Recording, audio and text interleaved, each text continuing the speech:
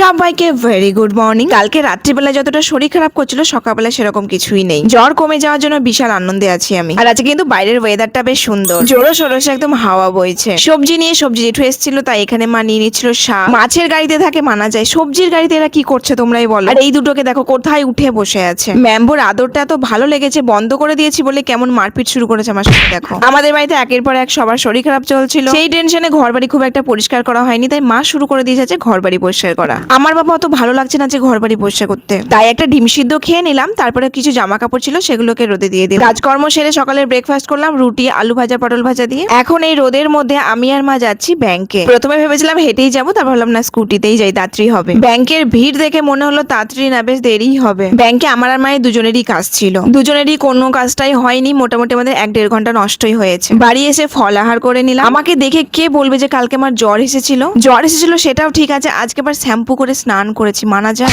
এতটা সাহস যদি অন্য কোনো কাজে লাগাতাম জীবনে হয়তো একটু উন্নতি করতাম। যাই হোক, এখন চলো দুপুরের খাওয়া দাওয়াটা সেরে নি। খেলাম লাল শাক আর ডিমের কারি দিয়ে। এখন বিকেল বেলায় আমি আর মা আবার রেডি হয়ে গেছি ব্যাংকে যাবো বলে, কারণ আমাদেরকে বিকেল বেলায় আসতে বলেছে। আর বেরোনোর আগে শুরু হয়ে গেছে বৃষ্টি, আস্তে আস্তে বৃষ্টি হচ্ছে, তাই ভাবলাম ছাতা নিয়েই চলে যাব। বৃষ্টিতে ভিজে পতাকাটা গুটিয়ে শুটিয়ে গেছে, সেটা ঠিক করে দিলাম। বেরোতে বেরোতে কিন্তু বৃষ্টিটা কমেও গেছে। সকালে যখন এসেছিলাম ব্যাংকের ভিড়টা দেখেছিলে, আর বিকেলে এসে দেখি একটা লোকও নেই, আমি আর মা। ভিড় নেই তো কি হয়েছে, বাট কাজটাও হয়নি, কারণ লিঙ্কই নেই। আজকে দিনটাই খারাপ। বাড়িতে এসে আবার একটু পেয়ারা মাখিয়ে খেয়ে নিলাম। আমার সাথে সাথে এখন বাড়ির সবাই কিন্তু একটু ফল খেতে পছন্দ করছে। ওই যে ঠেলাই না পড়লে বিড়াল গাছে ওঠে না, ওইরকম একটা ব্যাপার, বুঝলে তো। সন্ধ্যেবেলায় সবার জন্য করে নিলাম ছোলা সেদ্ধ। আর রুহি এসেছে, তো রুহি রাজি হয়েছে আজকে খাবে চাউমিন। চাউমিনের জন্য আমি সব জোগাড় জান্তি করে দিয়েছি, বাট দিদিকে বললাম একটু বানিয়ে দে, কারণ দিদি চাউমিন পাস্তা এগুলো খুব ভালো বানায়। প্রতিদিন তো নিজের হাতে বানানোই খাই, আজকে না দিদির হাতে বানানোটাই খাওয়া যাক। আমি দিদি রুহি খেয়ে নিলাম চাউমিন, আর বাবা মা খেয়েছে ছোলা সিদ্ধ দিয়ে মুড়ি, তাই আর চাউমিন খেলো না। আর আমার মতন কে কে চাউমিন লাভার আছে জানিও তো। কিন্তু রাত্রে ডিনারের জন্য মা এখানে বসিয়ে দিয়েছে আলুর তরকারি, আর একদিকে আমি রেডি করছিলাম আমার ফেস প্যাকটা রেডি হয়ে গেছে, দেন ঠান্ডা করলাম, তারপর মুখে মেখেও নিয়েছি। সন্ধ্যেবেলায় চাউমিন খেয়ে পেটটা ভরেই আছে, তাই রাত্রেবেলা আর কিছু খেলাম না, একটু গরম দুধই খেয়ে নিলাম। এখন রাত্রি 10টা মতন বাজছে, তো দিদি রুহি চলে যাচ্ছে বাড়ি। আজ আর রন্টুদা নিতে আসেনি, তাই আমি আর মা যাচ্ছি দিদি রুহিকে একটু এগিয়ে দিয়ে আসতে। তো ওরা তো চলে গেল বাড়ি, আর আমি বাড়িতে এসে ফ্রেশ হয়ে নিয়েছি, স্কিন কেয়ারও করে নিয়েছি। তো চলো টাটা, দেখা হচ্ছে নেক্সট ব্লগে।